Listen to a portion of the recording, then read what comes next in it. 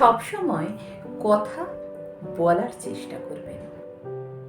রাগে, জেদে, অভিমানে কখনো কথা বলা বন্ধ করে দেবেন না। কারণ আমরা কে কটা দিন বাঁচব আমরা নিজেরাই জানি না। প্রচণ্ড অভিমান নিয়ে রাতে যার সাথে কথা না বলে ঘুমাতে গেলে সকালে উঠে দেখলেন সেই মানুষটা আর নেই। রাতের সেই শীতল নীরবতাই ছিল আপনাদের শেষ কথা। বাকিটা জীবন আপনি শান্তিতে ঘুমাতে পারবেন তো?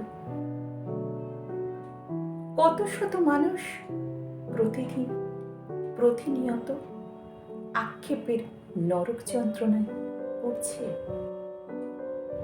কেউ হয়তো তার প্রিয় মানুষটিকে শেষ কথাটি না বলতে পারার আক্ষেপ, আবার কেউ প্রিয় মানুষটির থেকে শেষ কথাটি না শুনতে পারার আক্ষেপ নিয়ে বেঁচে আছে।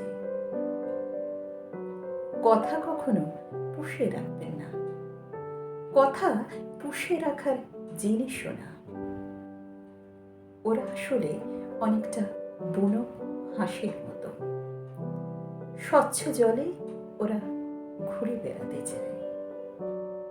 অভিমানের ব্যারিকেডে আটকে গিয়ে মনের মধ্যে যদি আটকে থেকে যায় তাহলে ওরা আর বাঁচে না, ওরা মরে যায়।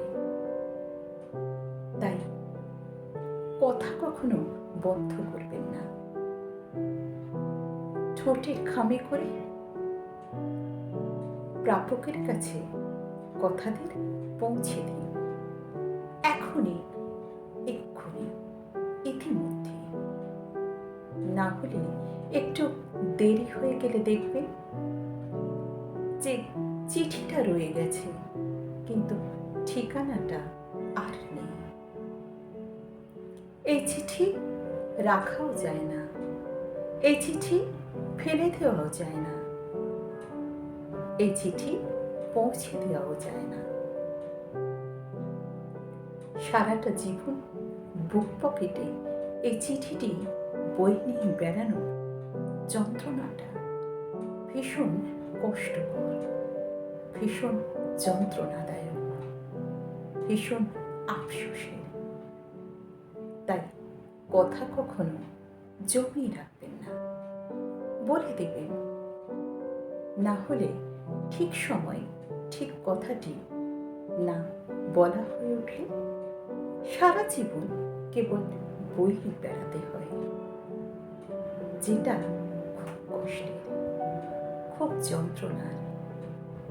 তাই কথা কখনো পুষে রাখবেন না, বলে দেবেন নির্দ্বিধায়। তাতে অন্তত আক্ষেপটা আর থাকবে।